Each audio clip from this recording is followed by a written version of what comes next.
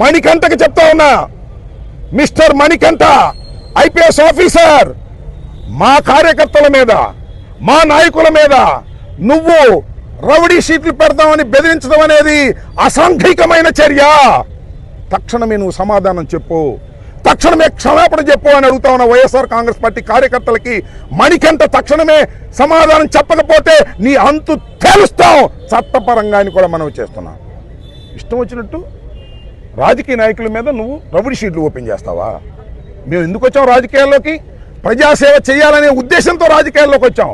కింద పడుతున్నాం, మీద పడుతున్నాం, అనేక కష్టాలకి నష్టాలకి వచ్చి జగన్మోహన్ రెడ్డి గారి వెంట నడుస్తున్నాం. మీరు ఆంక్షలు పెట్టండి, ఆంక్షలు మేము తిరస్కరిస్తేనో మేము ఆంక్షలు పాటించకపోతేనో ఆ చట్టబద్ధమైన కేసులు పెట్టండి, ఎదుర్కొంటాం. రౌడీ షీట్లు ఓపెన్ చేస్తారంట, ఇంకా నేను మర్డర్ కేసు పెడతాను అలా డెడ్ బాడీ దొరకంగానే. ఏమిటా మీ బెదిరింపులు? నాకు అర్థం కాదు. మీరు ఎవరు? మీరు ఐపీఎస్ ఆఫీసర్లు, మీరు లా అండ్ ఆర్డర్ కాపాడవలసిన వాళ్ళు తప్ప జగన్మోహన్ రెడ్డి గారి పార్టీని వైఎస్ఆర్ కాంగ్రెస్ పార్టీని కేసులు పెట్టి అణచాలని మీరు ప్రయత్నం చేస్తే అణిగిపోయేంత అమాయకులు మేము. ఎన్ని చూసి వచ్చాం మణికంఠ, నీలాంటి వాళ్ళని చూసి ఇక్కడికి వచ్చాం. ఎన్నో కష్టాలు పడ్డాం, నష్టాలు పడ్డాం, ఓడాం, గెలిచాం. రాజశేఖర రెడ్డి గారి వెంట నడిచాం. రాజశేఖర రెడ్డి గారు అన్నమాట ఎన్ని మీటింగులకు వెళ్ళామని ఎప్పుడైనా కేసు పెట్టారా? రాజశేఖర రెడ్డి గారు అన్నమాట ఇన్ని మీటింగులకు వెళ్ళాం, ఎప్పుడు కేసు పెట్టలా. జగన్మోహన్ రెడ్డి గారు అన్నమాట ఇన్ని మీటింగులకు వెళ్ళాం, ఓదార్పు యాత్రలో కేసు పెట్టలా. పాదయాత్రలో ఇన్ని మీటింగులకు వెళ్ళాం, కేసులు పెట్టలా. ఇవాళ కేసులు పెడతారు. ఎందుకో తెలుసా? బాబు గారు వచ్చాడు, లోకేష్ బాబు గారు, ఆయన చెప్పిన నడుస్తున్నారు వీళ్ళు. ఈ సర్వశ్రేష్ఠ త్రిపాఠి, మణికంఠ, ఆయన హరీష్ కుమార్ గుప్తా, ఇదంతా ఒక క్వార్టర్ అయ్యి పోలీసుల్లాగా వ్యవహరించడం లేదు, వాళ్ళే రౌడీలాగా వ్యవహరిస్తున్నారు. చట్టం చేతిలో ఉంది కదా అని వారి చేతిలోకి తీసుకునేటటువంటి ప్రయత్నం చేస్తున్నారు. ఇది అన్యాయం, అక్రమం. పోలీసు వారికి మేము సహకరిస్తాం. నోటీస్ ఇవ్వండి, వస్తాం, సమాధానం చెప్తాం, కోర్టులకు వెళ్తాం, కోర్టుల్లో మీ సంగతి తేలుస్తాం. కేవలం హరీష్ కుమార్, అర్నేష్ కుమార్ వర్సెస్ బీహార్ అనే కేసుని మీరు ఫాలో కాకుండా చేసిన అందరి ఎస్ఐల మీద, అందరి ఇన్వెస్టిగేషన్ ఆఫీసర్ల మీద ప్రైవేట్ కేసులు పడేస్తాం. గుర్తుపెట్టుకోండి, వదిలిపెట్టాం. ఇప్పుడు 1 సంవత్సరం పాటు మీ ఇష్టం చేశారుగా, అందరి మీద కూడా కేసులు పెడతాం.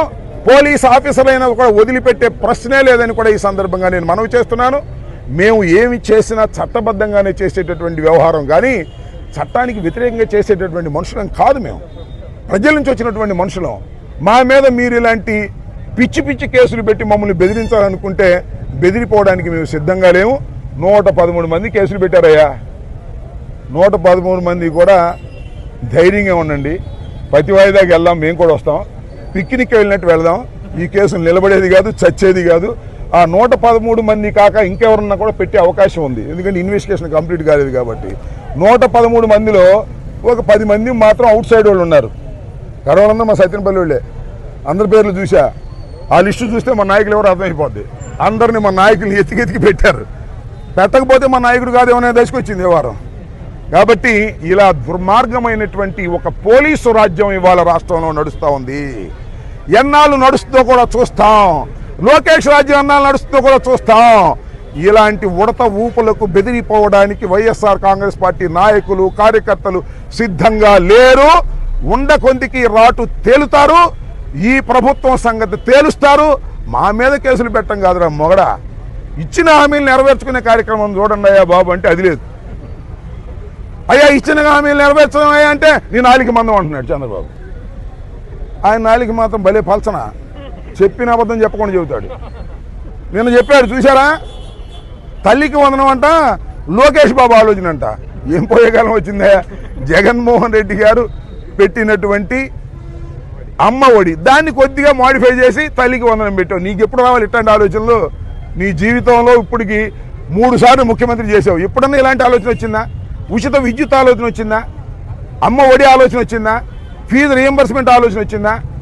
108 ఆలోచన వచ్చిందా? ఇవన్నీ రాజశేఖర రెడ్డి గారికి, జగన్మోహన్ రెడ్డి గారికి వచ్చాయి. నీకు వచ్చిన ఆలోచన అంతా ఏంటంటే ఎవడు ఎదురుగితే ఆయన కేసులు పెట్టడం, లోపలేయటం, పొక్కలు వేయటం, వెన్నుపోటు పడవటం. నువ్వు కేసులు పెట్టినా, జైల్లో పెట్టినా మేము భయపడేటటువంటి వ్యక్తులం కాదు.